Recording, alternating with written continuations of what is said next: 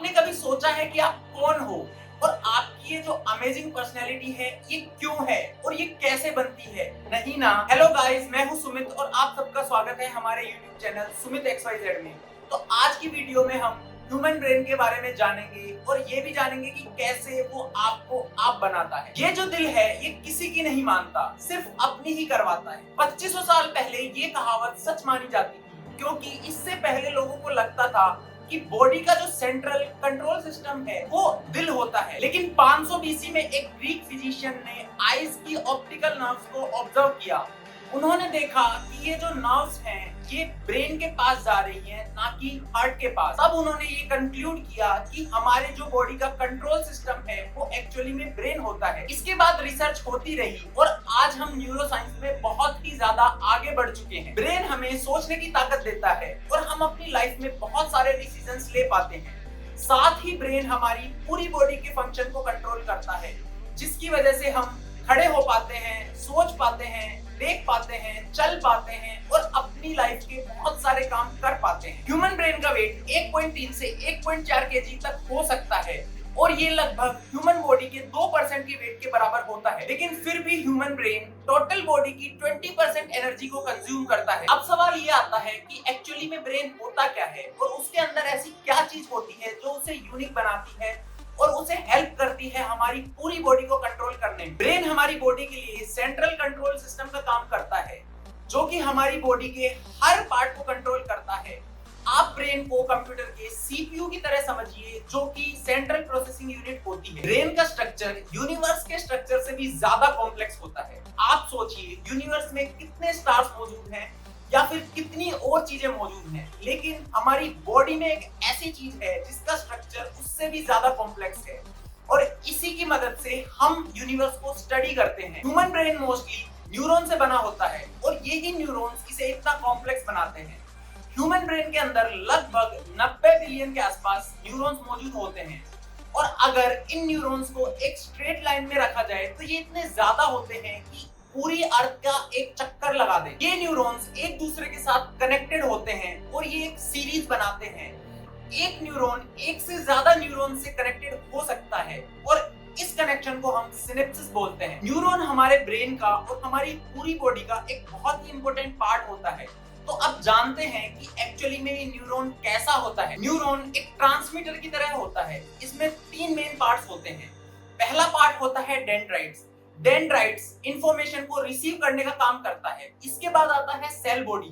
तो जो cell body होती है वो जो इंफॉर्मेशन डेंड्राइट्स रिसीव करते हैं उसको प्रोसेस करती है और फाइनली आता है एक्सोन्स। तो एक्सोन्स का काम उस इंफॉर्मेशन को आगे पास करने का होता है। एक न्यूरॉन दूसरे न्यूरॉन को इंफॉर्मेशन ट्रांसफर करने के लिए इलेक्ट्रिक पल्स का यूज करता है और इस ट्रांसफर की स्पीड 100 मीटर पर सेकंड से भी ज्यादा हो सकती है। न्यूरॉन सिर्फ हमारे ब्रेन में मौजूद नहीं होते, ये हमारी पूरी बॉडी में मौजूद होते हैं। मान लीजिए आप एक मूवी देख रहे हैं तो उस मूवी में कुछ साउंड आता है या कुछ विजुअल्स होते हैं। अब न्यूरॉन्स इस इंफॉर्मेशन को ब्रेन तक पहुंचाते हैं और ब्रेन इस इंफॉर्मेशन को प्रोसेस करके एक मीनिंगफुल इंफॉर्मेशन में कन्वर्ट करता है और इसी की वजह से हम उस मूवी को समझ पाते हैं। सोचिए इतने सारे न्यूरॉन्स एक साथ काम करते हैं, लेकिन ये सारे मिलके हमें हम यानी एक सिंगल पर्सन होने का एहसास दिलाते हैं।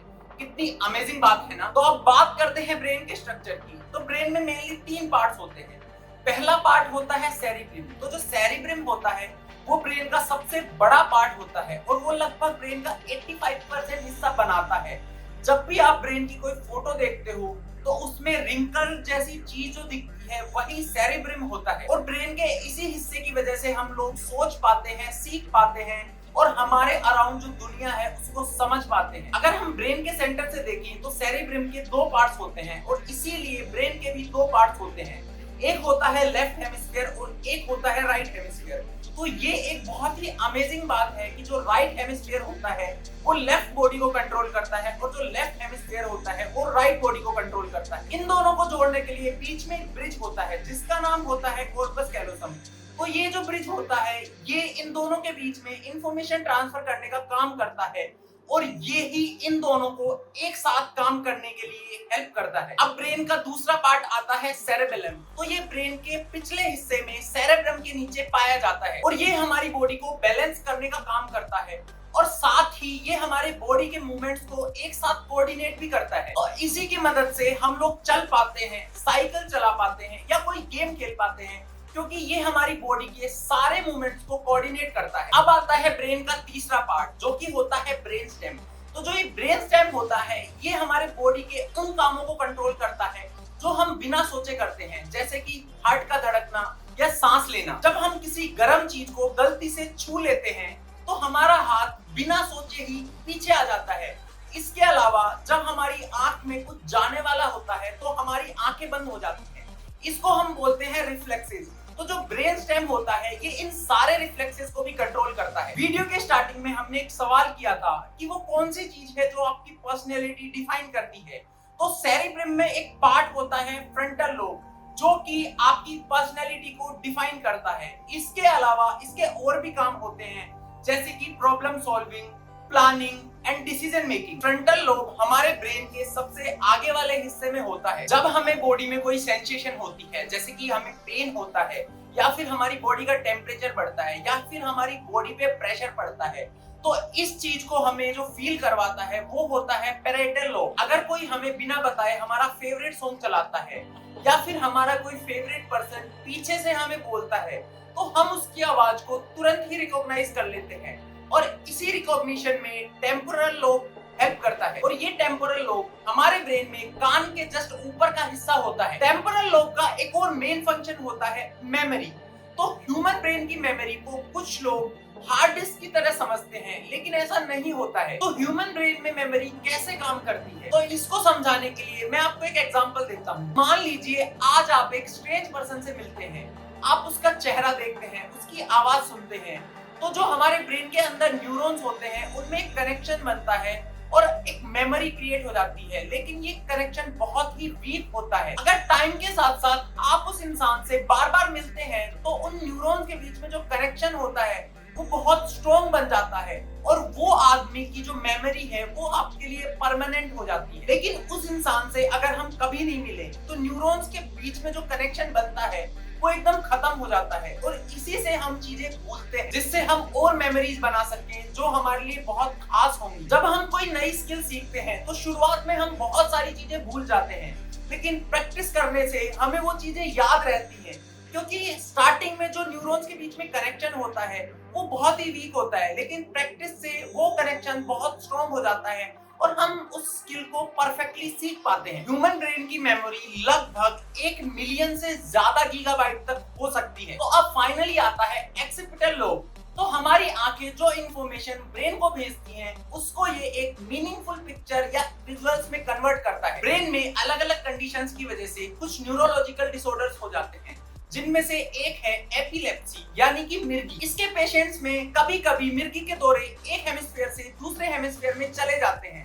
तो 1960 में डॉक्टर्स ने इन दोनों हेमिस्फीयर्स के बीच के ब्रिज को ही काट दिया। तो जब डॉक्टर्स ने इस कॉर्पस कैलोसम को बीच में से काट दिया तो स्टार्टिंग में जो पेशेंट्स थे वो एकदम नॉर्मल बिहेव कर रहे थे, लेकिन कुछ समय बाद पेशेंट्स को एक की दिखाई तो पेशेंट्स उस चीज को देख पा रहे थे, लेकिन उस चीज का सही से नाम नहीं ले पा रहे थे, क्योंकि जो लेफ्ट हेमिस्फीयर होता है वो लैंग्वेज के काम आता है और जो राइट हेमिस्फीयर होता है वो विजुअल्स के काम आता है। लेकिन वो दोनों एक साथ काम नहीं कर पा रहे थे और पेशेंट्स उस चीज का कुछ और ही नाम बता रहा था। कुछ पेशेंट्स का एक हाथ दूसरे हाथ के एकदम अपोजिट काम कर रहा था, जैसे कि अगर एक हाथ कोई चीज उठाने की कोशिश कर रहा था तो दूसरा हाथ उसे दूर फेंक रहा था। और डॉक्टर्स को तब समझ में आया कि जब हमने ब्रेन के 2 पार्ट किए तो दोनों पार्ट अलग अलग काम करने लग गए और उनका कोऑर्डिनेशन खत्म हो गया। अब मैं आपको एक बहुत ही अमेजिंग फैक्ट बताता हूँ।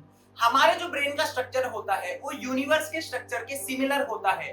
तो जैसे हमारा ब्रेन सोच सकता है, ऐसे ही हो सकता है कि यूनिवर्स में भी सोचने की ताकत हो। स्टीफन हॉकिंग्स या फिर अल्बर्ट आइंस्टीन अपने दिमाग का 5 से 7% हिस्सा यूज कर पाते थे, लेकिन एक नॉर्मल इंसान अपने दिमाग का सिर्फ 2 से 3% हिस्सा यूज कर पाता है। ऐसी बातें भी आपने सुनी होंगी, लेकिन मॉडर्न न्यूरोसाइंस ने इन सारी बातों को, इन सारे दावों को एकदम खारिज कर दिया है। मॉडर्न न्यूरोसाइंस के अकॉर्डिंग एक इंसान अपने दिमाग का 100% यूज कर पाता है, लेकिन ऐसा हो सकता है कि वो एक काम करने के लिए दिमाग के एक पार्ट का यूज करे और दूसरा काम करने के लिए वो दिमाग का दूसरा पार्ट यूज करता हो।